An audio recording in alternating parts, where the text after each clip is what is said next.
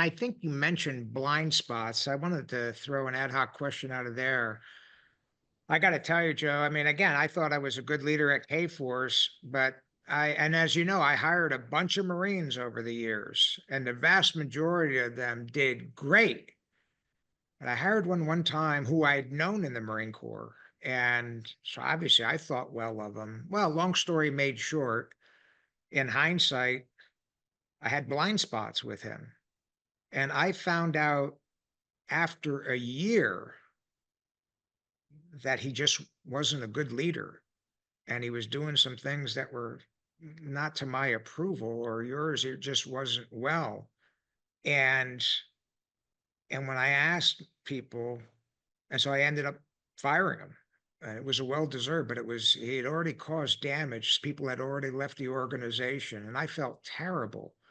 I never even considered the fact that this guy would do it. And when I asked his colleagues, how long have you known this? He said, Mike, pretty quickly. And I said, well, what were you thinking? They said, doesn't Mike see this? And if he does, why doesn't he act? And that one hit me right between the eyes, Joe, because first of all, if I'd have known about it, I'd addressed it earlier.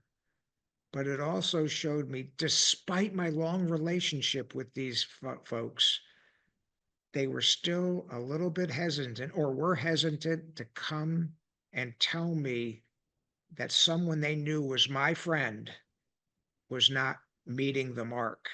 And I learned that, boy, you better get out there and be more vigilant, never let this repeat. So, any thoughts, personal anecdotes for you? You ever had any blind spots? And then what do you do? What do you tell these leaders out there? How can they avoid falling victim to blind spots? Because everybody has them. Let's face it. I tell people you have to, if you're a leader, you have to love people. And it's okay for you to love your people. What gets you in trouble is when you fall in love with them. Any thoughts?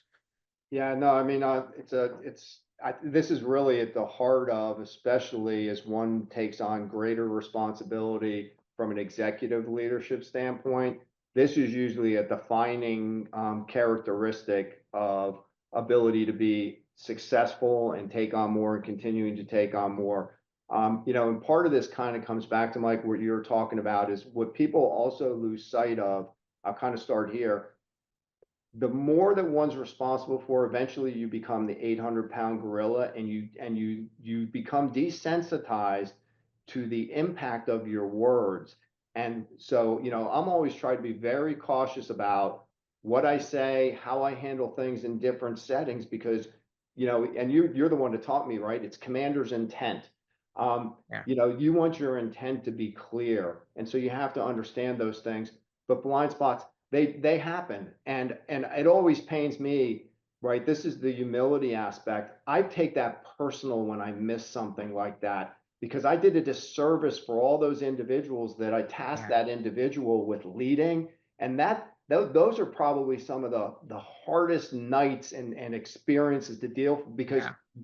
you've let those people down because they've been having to tolerate, I don't want to say a hostile, but not as healthy work environment, and Yeah. works hard enough if you make it harder on individuals. So, but you got to be connecting with people, and you got to be building those relationships to hopefully get to that place where people know they can bring you things, and there's going to be no repercussions for that, because we're all just here to have the healthiest firm possible. One of the things that we evolved here a little while back in this is, since you left Cape Force, my view is when somebody comes into the work environment, they should be in a cocoon, meaning they shouldn't have to worry about all of those outside pressures, whether they're political, because we're all entitled to those views and opinions. But when we're inside K Force, we are here to Yeah. serve each other, right? Leaders are here to be servant leaders. We are here to serve clients. We're here to serve candidates. And so you got to kind of foster that kind of environment. And then, we have a commitment to integrity, which we take people through an annualized training on our commitment to integrity. And that gives people, what are those avenues they have to raise concern, whether it's going to HR? Because sometimes, you know, they don't want to bring it to a leader, especially executive leader, but you got to constantly remind people there are channels where you can go in confidence, because we want to know about those things, because we can't fix something if we don't know it's broken. You know, and that's again why I was going back to, it's engagement surveys, it's surveying your people, it's 360s, you know, it's those communication channels to HR where people can express things, because the goal is to get after problems before they turn into a fire, right? And they can now no longer be repaired, because then that usually results in termination and those kind of things. And no one wants to do that to somebody, and no one wants to ever be in that position.